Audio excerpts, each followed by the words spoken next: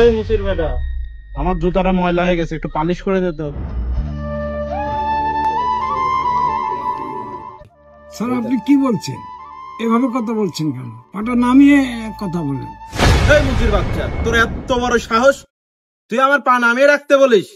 এই, তোমার জুতার দাম কত জানিস? তোর 1 বছর কামাই করলো আমার এই জুতার দাম হবে না। আমার এই জুতার যে তোর এখানে রাখছি, এটা তোর সৌভাগ্যের বিষয়। তুই যদি মুরব্বি না হতি রে, তো একটু থাক, মুরব্বি বলে ছেড়ে দিলাম। স্যার স্যার আপনি এইভাবে কথা বলছেন কেন? আমি তো আমি তো আপনার বাবার বয়সী স্যার। এই, তুই বাবার বয়সী বলে আজ বেঁচে গেলি, তা নাহলে জুতাটা দেখছিস না, এটা দিয়ে লাত্তি মেরে ফেলাই দিতাম। এত কথা না, যা করে বলছি, যখন জুতাটা সাফ করতে সুন্দর করে পালিশ কর। ঠিক আছে স্যার, জুতোটা খুলে দিন স্যার, আমি পালিশ করে দিচ্ছি। কি? জুতা খুলবো? জুতা মুতা খুলতে পারবো না। জুতা যেমন পায়ে পরা আছে, পায়ে থাকা অবস্থায় পালিশ করবি। পালিশ কর।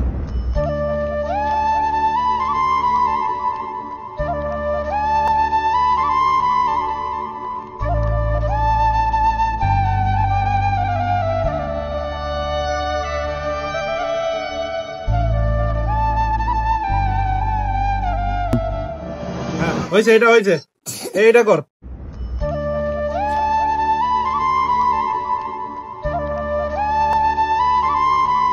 আচ্ছা আচ্ছা, ঠিক আছে। বিল। স্যার বিল তো 30 টাকা হয় স্যার, মাত্র 7 টাকা দিচ্ছেন স্যার। এই, বেশি কথা বললে কিন্তু খবর আছে। যা দিছি তাই নে। 60 টাকায় বেশি হয়ে যায় তোর জন্য। আবার বলে 30 টাকা।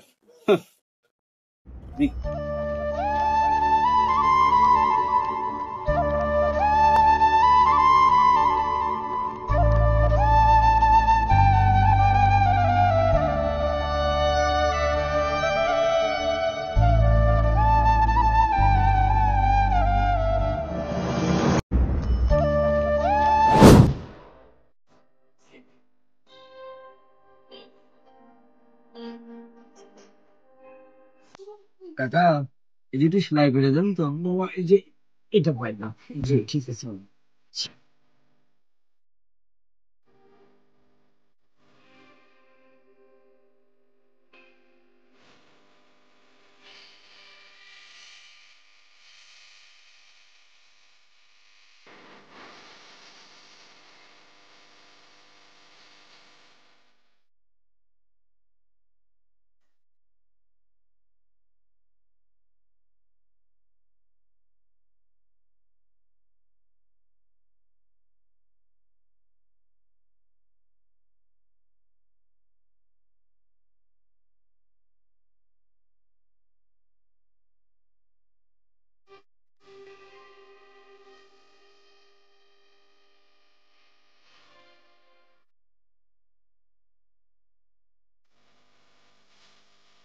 হ্যাঁ বাবা, আমার কাজ হয়ে গেছে।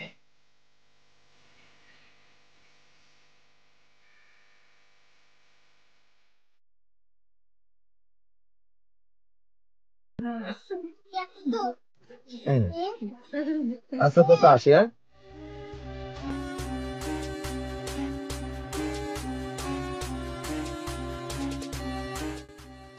এ বাবা, হ্যাঁ এই যে 500 টাকা বাবা। রাখেন, ওইটা আপনার বকশি। আল্লাহ, তোমার পৃথিবীতে এখনো ভালো মানুষ আছে, ভালো মানুষ আছে।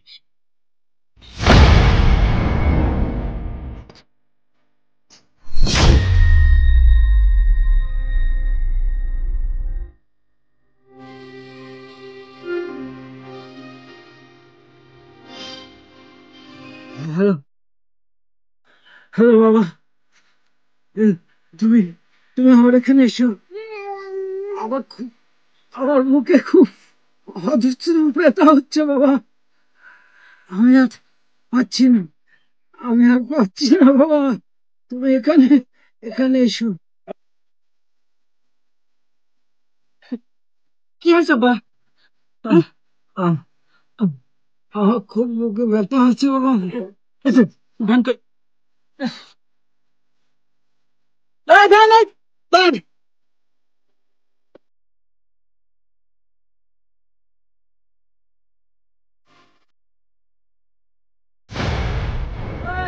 পালিশ করাবেন, জুতা পালিশ। এই দাঁড়াও দাঁড়াও, আমার জুতাটা একটু পালিশ করে দাও না। এ আমি কি দেখছি? হাসান, তুমি তুমি না আমাকে বলেছিলে তুমি কলেজে পড়ো, তোমার ভালো একটা বিজনেস আছে? তুমি একজন মুচি, সামান্য মুচি হয়ে তুমি আমার সাথে সম্পর্কে জড়িয়েছিলে। তুমি জানো আমি একজন চেয়ারম্যানের মেয়ে, আমার 1 মাসের খরচ কত তুমি জানো? আমার কথা শোনো আসে। তুমি একদম ঠিক করোনি। তুমি কেন আমাকে মিথ্যা বলেছো? আমি এটা করি না, আমার আমার আপা হঠাৎ করে অসুস্থ, তো এই জন্য আমি এটা নিয়ে পড়ে আছি আর কি। মানে বাধ্য হয়ে আমাকে করতে হচ্ছে। জানো তো অত একটা কলেজে পড়ে অনেক টাকা পয়সা খরচ হয়। একদম চুপ থাকো। তুমি কি বলতে চাও? তুমি সামান্য মুচির ছেলে হয়ে তুমিও মুচি হবে? তুমি মুচির ছেলে হয়ে বড়লোক হওয়ার স্বপ্ন দেখো? খেলা তো দেখছি জমে ক্ষীর হয়ে গেছে, এটাই তো আমি চাচ্ছিলাম। আচ্ছা একটা কথা বলো তো, আমি তো তোমাকে ভালোবাসি। আমি আমি সত্যি মন থেকে তোমাকে ভালোবাসি। প্লিজ তুমি রাগ করো না। আমি আমি মুসের কাজ ছেড়ে দেবো, শুধু আমার একটা জব হয়ে যাক আর আমার আমার আব্বা সুস্থ হয়ে যাক। আমি সত্যি বলছি। ও আচ্ছা, তুমি আমাকে ভালোবাসো। ঠিক আছে, তাহলে কালকে তুমি আমার বাসায় যেও তোমার বাবাকে নিয়ে।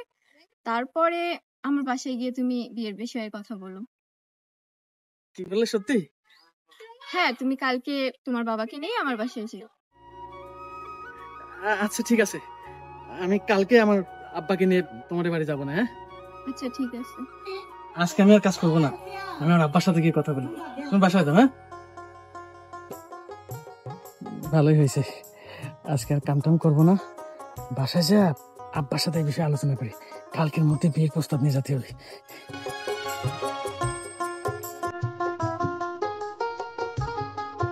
ঠিক আছে আয়, আমার ভাইয়াকে দিয়ে তো এমন অবস্থা করবো সারা জীবনটা মনে থাকবে। আসো বেবি আসো, তুমি বলে রাজি হবা না? একবার শুধু রাজি হও, তোমার বাপের সমস্ত সম্পত্তি আমি লুটিয়ে পুটে খাবো।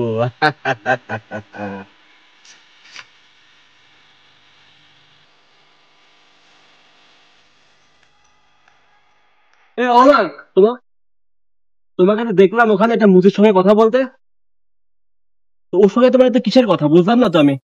আর বলো না, ওই মুচিটা একটা ঠকবাজ, আমাকে মিথ্যা বলে আমার সাথে সম্পর্কে জড়িয়েছিল। তুমি তো খুব তো ভালোবাসতো এই মুসিটাকে, যার জন্য আমার মতো স্মার্ট ছেলেকে তুমি রিজেক্ট করেছো। আমি যদি আগে জানতাম ও একটা মুচির ছেলে, আমি কখনো ওর সাথে রিলেশনে যাইতাম না। তুমি জানো ওর বাবা একটা সামান্য মুচি আর আমার বাবা কোটিপতি, তুমি সামান্য একটা মুচির ছেলের জন্য তুমি আমাকে রিজেক্ট করেছো। সি, তোমার রুচির উপর আমার মানে কি বলবো ঘৃণা হয়। আচ্ছা বাদ দাও ওর কথা, ওর কথা আমার শুনতে ইচ্ছে করছে না। কি হলো, তোমার হাতে সিগারেট কেন? মানে সেদিনকে তোমাকে প্রপোজ করছিলাম তো, তুমি রাজি হও নাই, যার কারণে কষ্টে সিগারেটটা ধরেছে। আমি কিন্তু আসলে সিগারেট খাই না, আজকে ফার্স্ট টাইম, মানে একটু বুঝোই তো। দেখো অহনা, আমি কিন্তু সত্যি তোমাকে অনেক ভালোবাসি। তুমি ওই মানে ওই মুসিটাকে ভুলে যাও, তুমি আমার চলে আসো। আমি সত্যি বলছি, তোমাকে রাজরানী করে রাখবো। সত্যি? হ্যাঁ বাবা, সত্যি সত্যি সত্যি।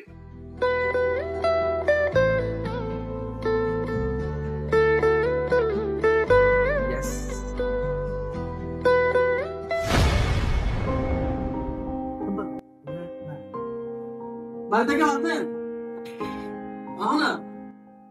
না কে? আরে আপনি এখানে? আপনি সেই মুচি না? সেদিন আপনাকে অপমান করলাম, আপনি তো সেই। এখানে কি? আপনি কি আপনি এভাবে কথা বলছেন কেন আমার বাবার সাথে? আর খারাপ ব্যবহার করছেন মানে কি বোঝাতে চাচ্ছেন? আপনি কে? আরে আমি কি মানে? আমি অত্র এলাকার চেয়ারম্যানের একমাত্র বড় ছেলে। ও, অহনাকে ডাকেন না। আরে আজব তো, অহনার সাথে তোর কি? এই দেখেন ভাই, আপনি এভাবে কেন কথা বলছেন? ডাকলে আমি কথা বলছি, আমি কেমন আছি সেটাও বলতেছি। কি হয়েছে ভাইয়া এখানে? আরে দেখ না, তোকে খুঁজছে কখন থেকে, বুঝলাম না এদের সাথে তোর কি? তুমি এখানে? তুমি এখানে কি করছো? আমি এখানে মানে তুমি তো আমাকে বলেছিলে আমার আব্বাকে নিয়ে আসতে। আজকে নাকি তোমার ভাইয়ের সাথে বিয়ের কথাবার্তা বলার জন্য আসতে বলছিলাম, এই জন্য আমার আমার আব্বাকে নিয়ে আসলাম। বিয়ে? কি শুনছে না এগুলো? বিয়ে মানে কিসের বিয়ে? বিয়ে? কার বিয়ে? কার সাথে বিয়ে? ছোট লোকের বাচ্চা, সামান্য মুচির ছেলে হয়ে তুই আমার সাথে বিয়ের প্রস্তাব নিয়ে আসছিস? তো সাহস হয় কত বড়? এই, তুই কোন সাহসে আমার বাড়িতে বিয়ের প্রস্তাব নিয়ে আসছিস? তুই জানিস না আমি একজন চেয়ারম্যানের মেয়ে, আর তুই একটা সামান্য মুচি। সামান্য মুচি হয়ে তুই চেয়ারম্যানের মেয়ের সাথে বিয়ের প্রস্তাব নিয়ে আসছিস। ভাইয়া দেখো না এই মুচির বাচ্চাটা কি বলছে, তুমি প্লিজ একটু দেখো। এই মুচি, তোকে না সেদিন অপমান করলাম, তুই তারপরেও তোর ছেলেকে নিয়ে কোন সাহসে আমার বাড়িতে আসছিস, তা আবার আমার বোনের সাথে বিয়ের প্রস্তাব নিয়ে? স্যার, আপনি এইভাবে কথা বলছেন কেন? আপনার বোনের সাথে সম্পর্ক আছে বলে তো সে আমার ছেলেকে নিয়ে আসতে বলছে, তাই তো আমি আপনাদের বাড়ির উপর এসেছি। ও আচ্ছা, বুঝতে পারছি। তোর আমার বোনের হাতে মালা পরার খুব শখ হয়েছে, তাই না? ঠিক আছে, সমস্যা নাই, তোর শখটা আমি পূরণের ব্যবস্থা করছি। রাকিব, রাকিব, মালাটা নিয়ে আয় তো।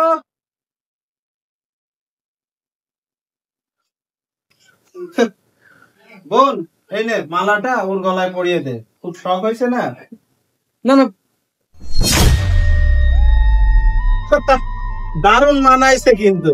ঠিক আছে ভাই। যাবি না এখান থেকে? দাঁড়া আছে, লজ্জা করে না? বেরো, বেরো। আর ধাক্কা দিয়ে বের করে দিয়ে না দেখে বুঝলে, শখ হয়েছে আমার বোনের সাথে বিয়ে করা। এই যা ভিতরে যা।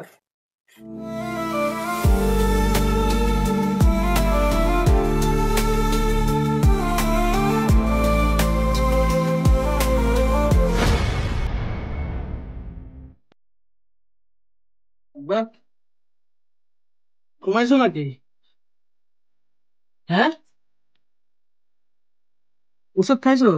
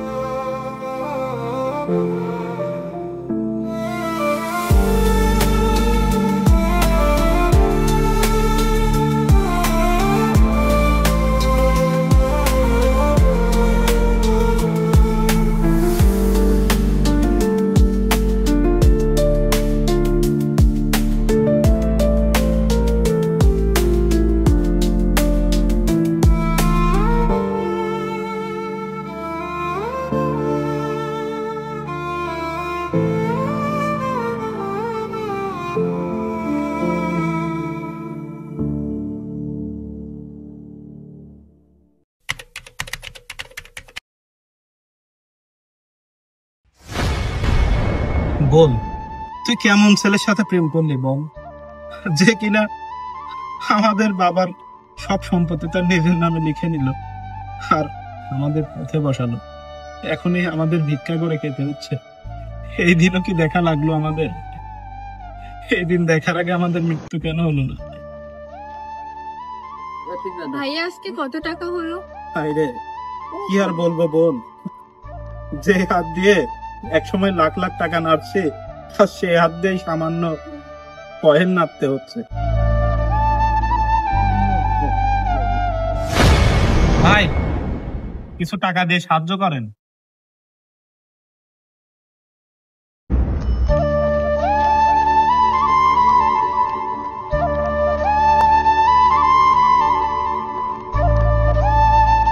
হে আল্লাহ, এই খারাপ দিন কবে যাবে আবার? ভাই, কিছু দিয়ে যান ভাই।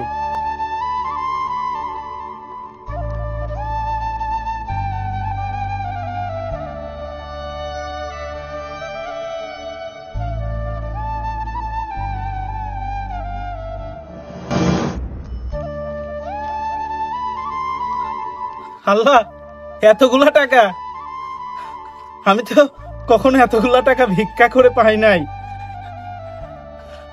ভাই, আপনি এতগুলা টাকা আমাকে ভিক্ষা দিলেন। বোন দেখ, আজকে আমাদের বাজার করতে কোনো অসুবিধা হবে না। এই টাকা দিয়ে আমাদের 7 দিন খুব অনায়াসে চলে যাবে। ভাই, আপনাকে অনেক ধন্যবাদ ভাই। আল্লাহ আপনার অনেক উপকার করবে। দেখেন, ধন্যবাদ দেওয়ার কিছু নেই, আমার আছে, এই জন্যই তো আমি দিচ্ছি। আর তাছাড়া একটা গরিবের হক আছে একজন ধনী মানুষের থেকে কিছু টাকা চেয়ে নেওয়া, আর আমার আছে, এই জন্যই তো আমি দিচ্ছি, তাই না চেয়ারম্যানের ছেলে? চেয়ারম্যানের ছেলে মানে? আপনি কে?